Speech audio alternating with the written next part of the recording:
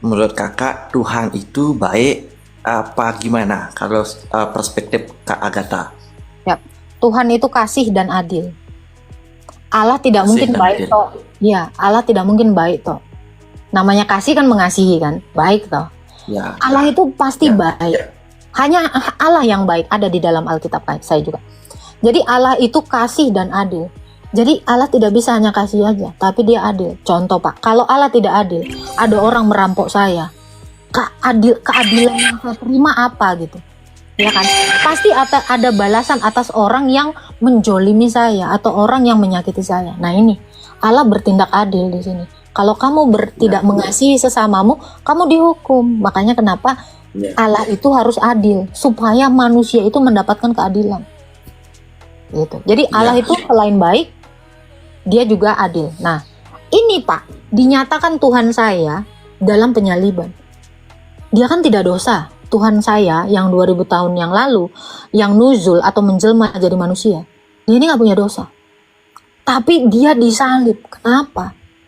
Dia menggantikan saya, itulah wujud kasihnya.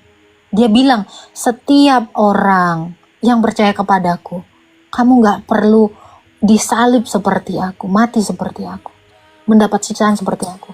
Aku akan menggantikanmu. Nah itu. Dan di dalam keadilannya, karena kamu sudah berbuat dosa, kamu harus dihukum mati. Setiap dosa itu harus dihukum mati. Nah, makanya Yesus itu mati menggantikan saya. Jadi kematian Yesus di atas kayu salib itu membuktikan kasih dan keadilannya. Allah itu nggak bisa cuma ngomong doang, hanya masuk dalam dogma, ya. Terus dia bilang gini, tapi nggak ada pembuktiannya, ya. Kita kan logikanya gitu kan, Pak. Saya tidak akan mungkin percaya kalau hanya dalam rupa tulisan, tetapi dalam bentuk pembuktian. Nah, imannya orang Kristen itu adalah pembuktian yang dituliskan. Sudah terbukti semuanya, baru dituliskan. Tapi, kalau orang beriman buta, hanya tulisan tak ada jawaban. Ya. Gitu. Silakan. Begitu. Saya mau bertanya lagi Kak ya, mohon maaf sekali Kak ya, mungkin dia agak buang-buang waktu nanti Kak, kalau memang seperti itu, Tuhan kasih dan adil kan seperti itu. Saya bertanya, kalau memang adil dan kasih, saya kan terkadang, mohon maaf ya, tidak bermaksud menghina ataupun merendahkan atau meremehkan. Terkadang kok ada seseorang yang terkadang, mohon maaf bahasa kasar saya pakai, cacat atau dan lain hal sebagainya. Kan kalau sudut perspektif dari orang yang kurang kurang tubuhnya kurang lengkap, jadi kan Tuhan pasti berpikir logikanya nalarnya itu apa, down gitu ya. Dia tidak sehat secara mental.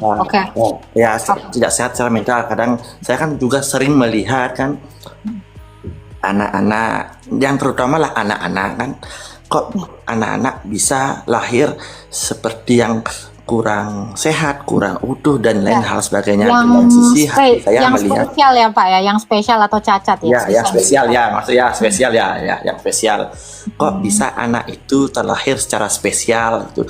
Terkadang saya kan melihat sudut pandang saya melihat kasihan kan, rasa saya tuh melihat dia itu kok kasihan kalau memang Tuhan tuh baik, kok dilahirkan secara spesial gitu.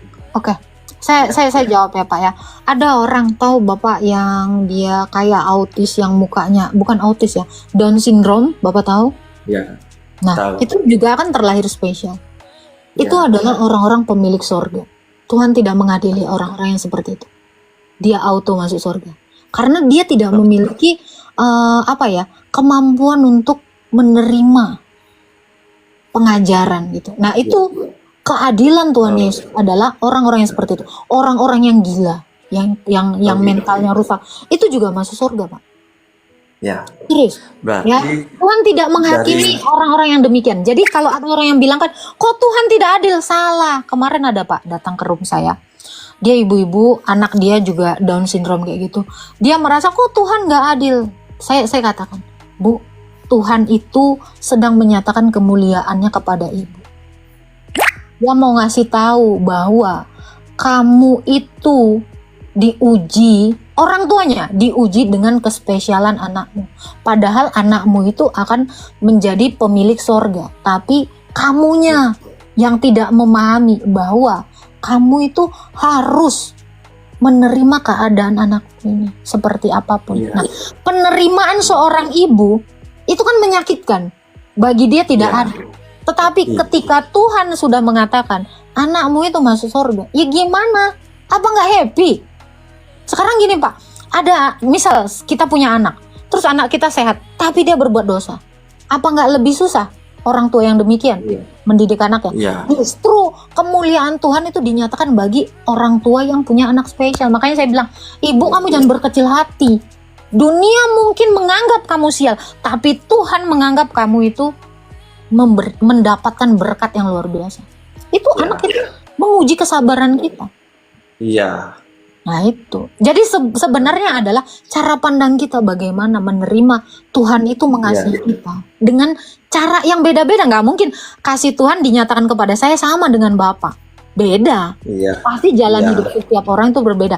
Tetapi Berbeda. Tuhan dengan cara yang unik akan menyatakan kasihnya. Nah, bagaimana dengan orang cacat? Itu artinya apa? Ujian kamu adalah ketika kamu menerima anak itu, bahwa ketika nanti mati, dia akan masuk dalam surga. Iya. Itu. Jadi tidak ada Gitu. ketidakadilan Tuhan. Tuhan adil. Untuk orang-orang yang menurut- disabilitas, Tuhan akan Ya. tidak akan menghakimi mereka. Ya.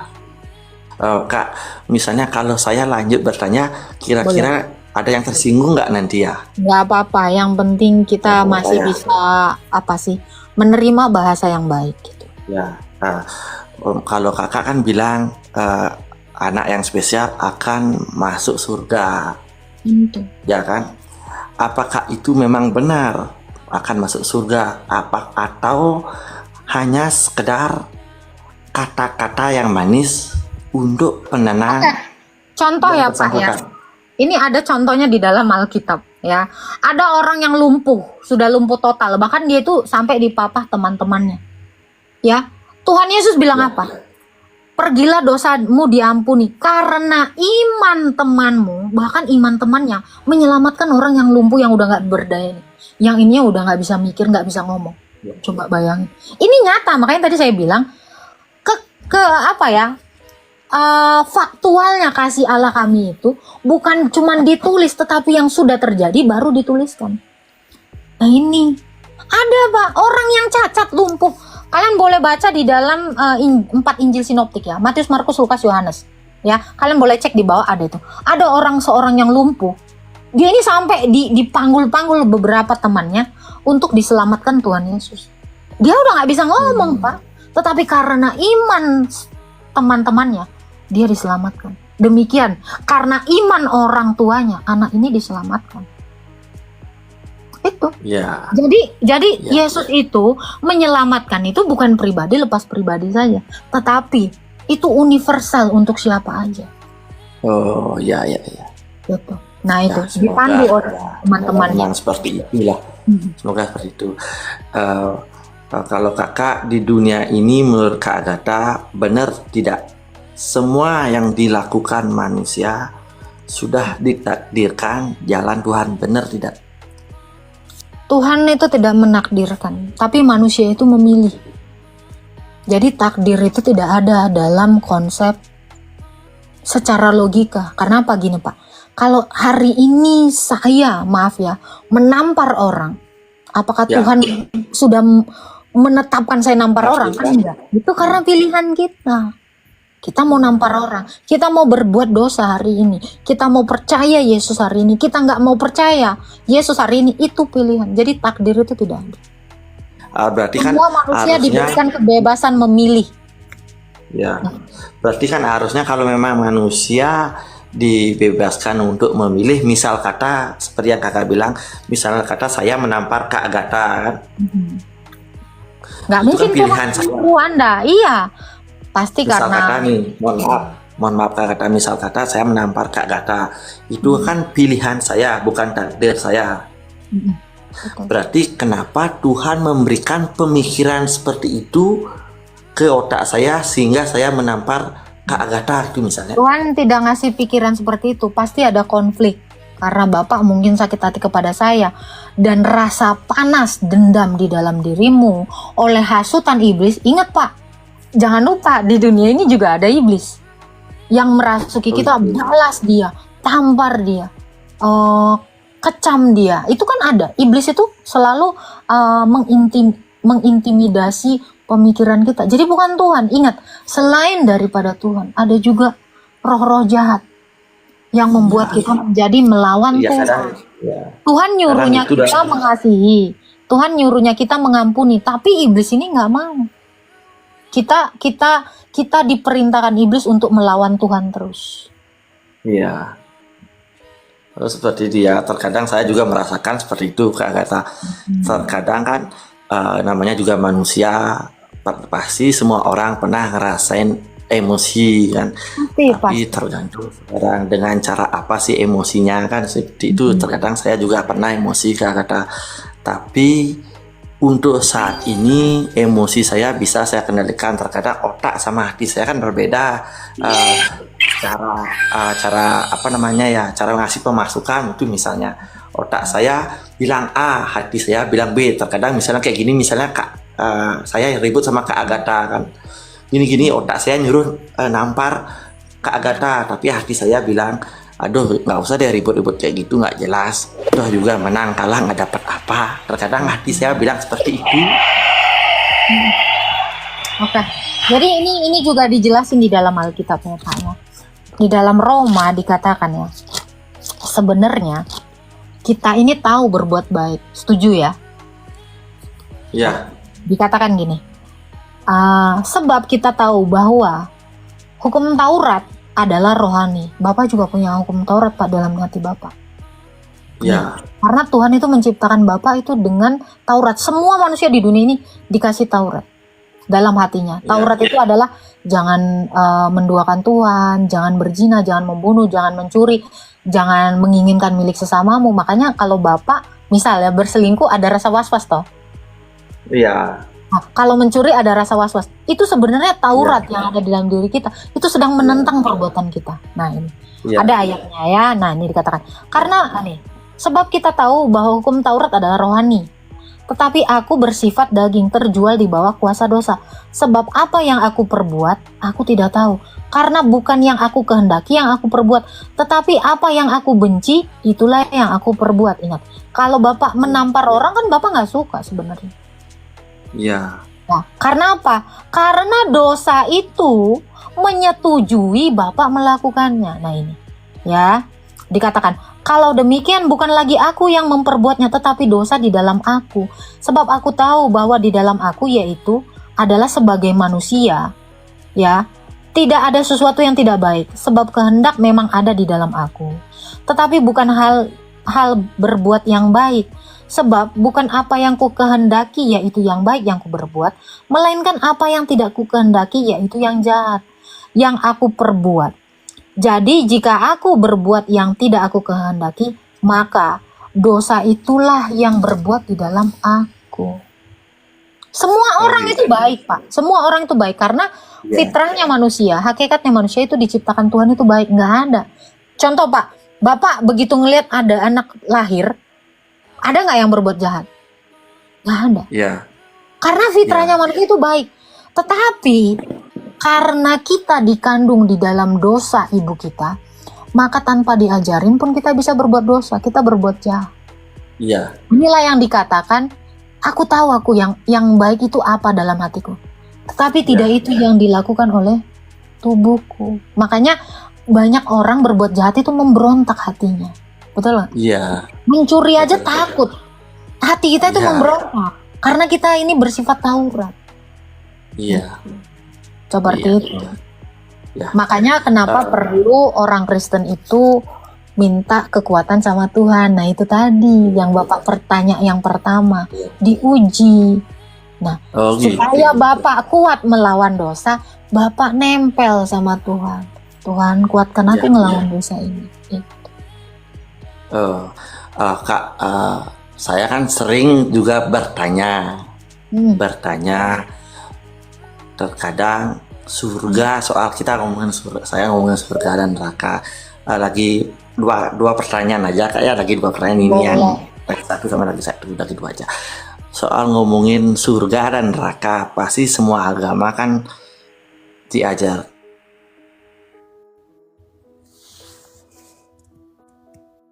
Nggak ada suaranya. surga. Kalau kita berbuat apa? Nggak ada suaranya Pak, ulang lagi. Kalau kita masuk, oh ya, kalau kita berbuat ataupun melakukan kebaikan, pasti kita akan masuk surga, kan seperti itu. Kalau kita melakukan kejahatan, kita akan masuk neraka, kan seperti itu. Dan digambarkanlah neraka seperti ini dan surga seperti ini, kan seperti itu. Bukan Pak, Kalimat dalam apa? nggak semua iman seperti itu. Kalau kita mengerjakan baik, kita masuk surga. Lalu Kak, maaf motong dulu, maaf motong. Kan seperti itu. Apakah kalimat seperti itu hanya sekedar agar menakut-nakuti manusia agar tidak melakukan kejahatan, apa seperti gimana menurut Kak Agatha? Sudut pandangnya Kak Agatha. Siap.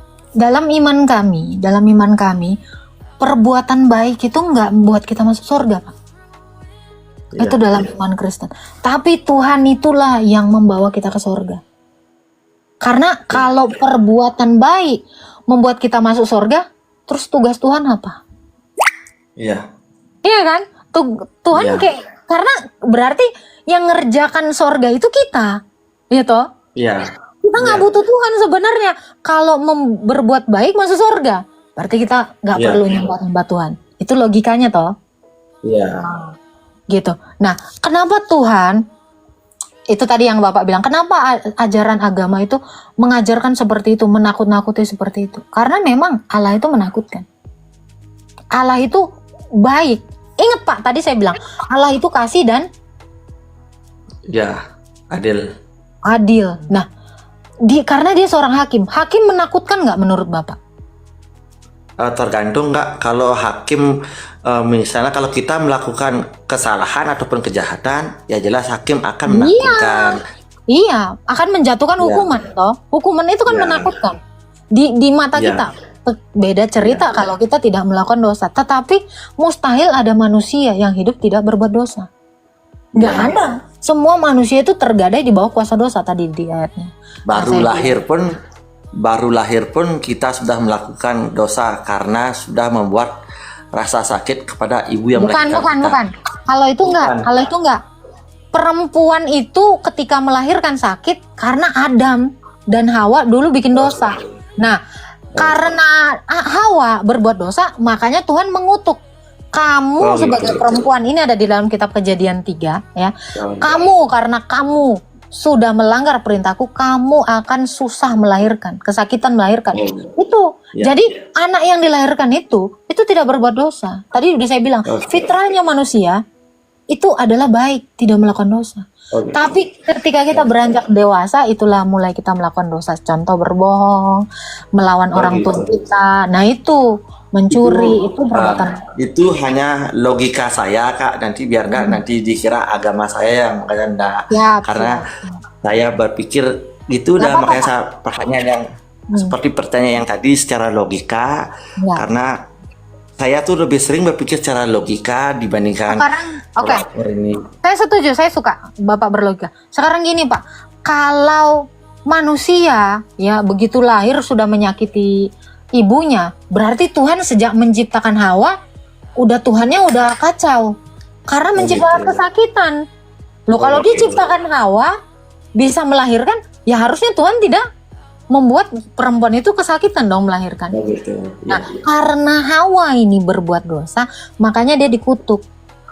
Ya, dengan kesakitan engkau akan melahirkan anakmu, tetapi engkau akan birahi kepada suamimu. Ini logika.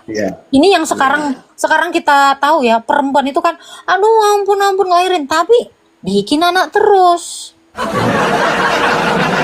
Ayat Alkitabnya relate kali Pak. Ayat di Alkitab di Kejadian itu kayak gitu Pak. Sakit ampun amit. besok punya anak lagi, besok punya anak lagi. Nah itu ayat Alkitab, Tuhan bilang gitu, dengan bersusah payah engkau akan melahirkan anakmu, dengan kesakitan engkau akan melahirkannya, namun engkau akan birahi kepada suamimu. Aku langsung baca ayat ini, Pak, nampol kali, betul kali ini. Jadi ketika anak bayi lahir, dia mana ada bikin dosa mamanya, orang dia disuruhkan, kau ke warung sana beli cabai, nggak ngerti dia. Kan itu tadi saya bilang, akal anak itu, akal manusia itu belum berkembang di situ. Allah tidak akan menghakimi anak yang belum berkembang akalnya, kan dia belum bisa menerima mana jahat. Nah itu logikanya adalah kenapa perempuan itu sakit? Ya karena dia melawan Allah, dia terkutuk. Adam dikatakan gini, dengan bersusah payah engkau akan mencari makananmu. Loh, relate toh, sekarang laki-laki tuh pada cari kerja kan, cari makan itu untuk keluarganya. Nah itu, nah sebenarnya dasarnya di sini semua di Alkitab saya ini semua itu kejadian, gitu. Jadi kembali ke konteks, gimana? Mungkin kembali ke konteks sama surga dan neraka, kayak Kak Agatha. Kalau kan sering saya nanya, neraka itu sama beberapa orang sih yang juga agamanya beda-beda kan, seperti itu. Sorga itu ini Pak. Sorga itu adalah keadaan kita manunggal dengan Allah. Karena Allah itu baik, Allah itu juga adil, Allah itu kasih. Kita harus hidup seperti Allah supaya kita bisa manunggal dengan Allah. Karena arti sorga itu adalah menyatunya manusia dengan Allah. Kalau kita tidak baik, tidak adil, tidak mengasihi sesama kita, bagaimana kita menyatu dengan yang sifatnya demikian? Nah, neraka itu adalah keadaan di mana manusia itu, Pak, terpisah selamanya dengan Allah yang baik dan yang kasih dan yang adil itu. Kenapa? Karena manusia selama hidupnya, dia hidup dalam ketidakadilan, dia hidup dalam ketidakbaikan dan tidak dalam kasih. Nah ini, jadi sorga itu adalah konsekuensi karena kamu menentang kodratmu sebagai manusia yang adalah baik. Dan gini juga kayak kata, menurut secara logika saya ya, mungkin menurut dibilang logika sih nggak mungkin, dari perspektif saya mungkin ya, kalau pada dasarnya neraka itu satu, sering saya nanya soal neraka, satu ada jawaban yang bikin saya gini, gimana ya, kayak mungkin gitu kan, saya bilang mungkin neraka itu sebenarnya semua orang di dunia ini sudah merasakannya dengan cara, terkadang manusia ngerasa senang, bahagia, terkadang ngerasa sedih, sampai terpuruk ataupun sampai stres. Mungkin neraka itu sudah kita alami ketika kita masih hidup sekarang, mungkin. Karena gini Pak, neraka itu sifatnya kekal. Kalau dikatakan di dunia ini sudah neraka, itu tidak benar. Karena ada orang yang hidup dalam kesederhanaan, dalam kebaikan, dia itu merasa bahagia di dunia ini. Contoh kayak biksu-biksu, ya, kayak orang-orang yang suci yang dia hidup itu memang benar-benar bisa berpikir begini Pak. Kalau saya memberi, maka saya bahagia di dalam hati saya ikhlas, saya merasa sukacita. Kalau saya tidak kaya pun, saya hanya memikirkan hidup saya ini dalam skup yang baik, di dalam lingkungan Tuhan, yang keilahiannya itu benar-benar nyata dalam diri kita. Jadi kalau dikatakan dunia ini sudah neraka, banyak orang yang merasa dunia ini surga. Makanya, iya, secara logika kan ada. Contoh Pak ya. Contoh kayak Romo saya. Dia itu hidup udah mati kan kedagingannya. Dia tidak dengan wanita, dia tidak dengan marah, tidak dengan dendam. Dia senang di dunia ini dan dia senang mengajar. Saya juga senang mengajar. Saya tidak merasa neraka di dunia ini. Tetapi saya merasa inilah tempat di mana saya berproses sampai menuju kekekalan dalam surga. Oh, seperti itu. Iya. Gitu. Jadi untuk sebagian orang, kalau sebagian orang ada yang bahagia di dunia, berarti kita tidak bisa membenarkan bahwa dunia ini neraka. Mungkin bagi orang yang menderita, dia merasa ini neraka. Kenapa orang-orang yang menderita menganggap ini neraka? karena dia belum memahami Tuhan. Ya. Begitu. Iya, kesakitan, contoh kesakitan yang kita punya. Bagi kita mungkin ini neraka ya. Tetapi kalau kita sudah mengerti, oh maksud Tuhan adalah supaya kita bersabar. Karena gini Pak, Tuhan Yesus 2000 tahun yang lalu, dia itu sudah dicambuk dengan ada besinya. Itu menyakitkan. Tapi dia tahankan itu Pak. Jadi Tuhan itu sebenarnya sudah merasakan penderitaan kita. Tetapi kesudahannya, ingat, Yesus itu sesudah dia menderita, dia mati dan bangkit dan dia ke sorga. Berarti kita nanti pun disuruh bersabar untuk saat ini. Supaya nanti kesudahannya kita masuk sorga. Tapi kalau kita terus-terusan mengeluh, Tuhan ini sakit banget, ini sakit banget itu. Tuhan jadinya nggak ngasih kamu sukacita. Tetapi kalau kamu berpengertian, oh Tuhan udah lebih dulu tersiksa dibanding aku. Dia sabar, dia dimuliakan. Berarti kalau nanti aku bersabar, aku dimuliakan. Makanya Pak, sebenarnya adalah cara pandang kita menanggapi sebuah masalah. Apakah masalah itu bisa kita selesaikan dengan memaafkan? Apakah masalah itu bisa kita selesaikan dengan legowo gitu loh Pak? Menerima itu. Nah ini, kita harus tawakal. Menerima apapun penderitaan kita. Karena kesudahannya adalah kita bahagia nanti bersama dengan Tuhan. Tapi kalau Bapak bilang dunia ini tempat ketidakadilan, saya setuju. Ya mungkin itu lebih tepatnya, mungkin ya. Lebih tepatnya gitu. Tapi kalau dibilang neraka, karena neraka itu adalah tempat terakhir kita setelah diadili. Dunia ini memang nggak adil. Makanya kenapa? Ya, makanya kenapa dunia ini butuhnya Tuhan Yesus. Tuhan Yesus itu ngajarin memaafkan, mengampuni, memberi. Kalau semua individu melakukan ini, apa nggak damai kali dunia ini Pak menurut Bapak? Iya. Nah, saya itu sama sih pemikiran seperti itu, memang benar. Dunia ini tidak adil bagi yang ngerasa kan seperti itu. Kalau saya sih bersyukur dikasih keluarga yang baik, keluarga besar yang baik, rezeki astungkare lancar kan seperti itu. Kadang-kadang saya hanya sekedar melihat orang yang kurang beruntung dibandingkan saya. Makanya saya berpikir dunia ini kayak seperti neraka bagi yang ngerasa kan seperti itu. Belum adil bagi mereka. Tapi kita belum adil ya. Tapi ya kita kan tidak boleh memvonis bahwa Tuhan seperti ini, Tuhan seperti itu kan seperti itu. Nah, justru dari ketidakadilan yang Bapak lihat terhadap orang lain, Bapak sebenarnya bisa dipakai Tuhan untuk berbagi untuk mereka. Lakukanlah yang terbaik. Tuhan Yesus itu, Tuhan Yesus dulu tuh cuman punya 2 roti 5 ikan apa 5 ikan 5 roti 2 ikan. Dia memberi dengan itu. Apapun yang kita punya kita beri, karena Tuhan Yesus bilang hal paling kecil yang kamu berikan kepada orang terkecil ini, kamu sudah memberikannya kepada aku. Nah itu, jadi kita juga diajari mengasihi. Nah mungkin kalau Bapak punya berlebih, Bapak bisa bantu orang-orang seperti itu. Ada begitu banyak kok. Kalau misalnya hampir kayak ini, ada 5.000 orang di antara jutaan orang, berarti semua orang bisa dikasihi dong. Iya. Nah, kalau yang perlu kita lakukan kan, gimana? Kalau menurut Kak Agatha kan soal berbagi juga kan.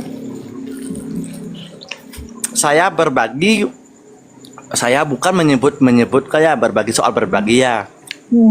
Berbagi itu menurut saya kalau memang benar-benar membutuhkan, saya sering kok berbagi. Cuman saya tidak pernah mengupload di sosial media karena saya berpikir cukup saya tahu sama Tuhan aja yang tahu ketika saya berbagi gitu. Betul, Bapak nggak perlu upload. Kenapa? Karena Tuhan nggak buta. Ya. Harus Bapak upload sampai dia harus tahu. Karena saya itu ketika berbagi tidak butuh pengakuan orang lain bahwa saya itu baik, nggak butuh gitu. Ya, itu namanya tanpa pamrih. Bagus. Ya. Karena kan seperti itulah saya berpikir gitu. Sama juga soal sembahyang juga Kak Agatha. Terkadang sembahyang kalau kita memang saya akui kan, saya jarang sembahyang. Terkadang kan disuruh sembahyang, ya nanti gitu, karena niatnya nggak ada kan rugi sembahyang kan, seperti itu. Betul, betul. Tapi berdoa tetap, saya setiap jalan kerja pasti saya berdoa. Ya, Terakhir pertanyaan saya, boleh Pak. terakhir pertanyaan saya, tidak bermaksud menyindir ataupun menyinggung agama lain. Tidak bermaksud ataupun tidak keinginan menyinggung ataupun menyindir agama orang lain. Siap. Bagi saya ya, kalau saya memang percaya adanya Tuhan dan Tuhan yang akan membalas, kenapa orang itu ketika agama ataupun Tuhannya dihina, kenapa marah gitu? Sedangkan kayak saya tuh misalnya agama saya dihina, menurut saya pribadi, karena saya nggak begitu fanatik, menurut saya pribadi ya tidak bermaksud menyinggung. Kalau saya agama saya dihina, ya biarin gitu. Saya berpikir kayak gini, saya berpikir ya sudahlah, malas ribut. Kalau toh juga ada Tuhan, nanti biarkan Tuhan yang membalas, kan seperti itu. Betul. Kalau saya, menurut Kak Agatha gimana? Betul. Orang Kristen juga nggak pernah membela Tuhannya. Justru Tuhanlah yang membela kita. Logikanya Iya. gitu. Karena Tuhan itu lebih kuasa. Jadi kalau ada orang-orang yang menghina agamanya, terus Tuhannya dibela, ini kacau menurut saya, kacau. Ya, Tuhan itu nggak butuh dibela. Tetapi kitalah yang butuh dibela oleh Tuhan. Iya. Karena Pak, sebagaimanapun orang menghina Tuhan saya nggak akan terhina oleh kata-kata orang. Iya. Kayak orang di bawah di sini ya, pernah ngejek saya kan, oh dasar, maaf ya, ini yang kotor gitu kan, perempuan nggak ini gitu kan. Nggak, lantas saya panas. Kenapa? Karena saya bukan itu. Iya. Seandainya pun 1000 orang memaki saya demikian, tapi itu kan nggak membuat saya menjadi benar seperti yang mereka katakan. Jadi saya nggak perlu membela diri saya, tetapi perlu kita mengingatkan, kalau kamu manusia dan diajarkan serta dididik oleh orang tuamu dan agamamu, lakukanlah yang baik. Nah, Iya, itu. benar. Yang perlu kita lakukan itu adalah mengingatkan sesama manusia, jangan terlalu sering berbuat dosa. Karena ketika waktu kita mati, itu semua akan kita tanggung. Ketidakadilan yang kamu lakukan itu akan Tuhan nyatakan dalam pengadilannya yang menakutkan. Nah itu. Makanya saya sering live, kalau orang-orang yang sering live di sini, saya selalu bilang, pelan-pelan bikin dosanya. Ingat, kita diciptakan baik. Jangan menjadi instrumen dosa oleh iblis. Tapi jadi instrumennya Tuhan yang memberkati orang lain, mendoakan orang lain. Itu. Ya. Mungkin penutup bagi saya kayak Silakan. untuk Kak Agatha, mungkin lebih tepatnya untuk semua orang ya, semua orang yang beragama. Bukan bermaksud menggurui ya, tapi ini sekedar masukan. Mangga. Bagi saya, masukan saya, kalau akan ada agamanya dihina Tuhannya, sampai rela mengorbankan dirinya sendiri terbunuh hanya sekedar ingin membela, kan seperti itu.